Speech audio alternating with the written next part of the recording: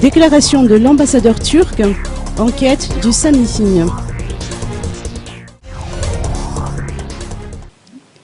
La déclaration récente de l'ambassadeur turc à Madagascar concernant l'existence d'institutions et de collèges financés par une association terroriste dans la grande île n'est pas passée inaperçue pour le service de renseignement financier ou SAMIFIN.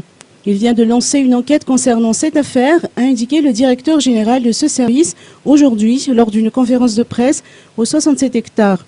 Selon Lamna Boutsaradi, le premier souci du SAMIFIN est d'éviter le financement d'une quelconque activité par des terroristes. Il s'agit d'évaluer les risques de financement d'un acte terroriste, a-t-il poursuivi. Des informations comme celles fournies par l'ambassadeur turc conduisent obligatoirement à l'ouverture d'une enquête et à la prise de mesures.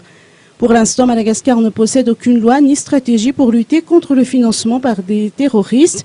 C'est la raison pour laquelle le SAMIFIN compte élaborer un projet de loi sur le blanchiment d'argent et le financement des terroristes.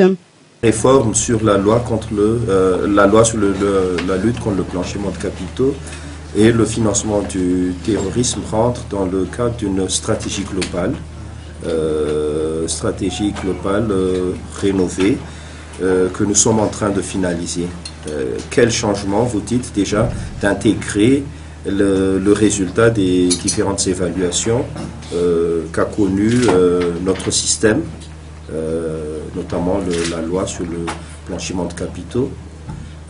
Donc d'intégrer ces différents points à améliorer, mais surtout de renforcer les pouvoirs de service de renseignement financier qu'est le SAMIFIN en matière de détection, ne plus se limiter aux fameuses déclarations d'opérations suspectes ou DOS, mais d'élargir le plus possible le champ d'action du SAMIFIN.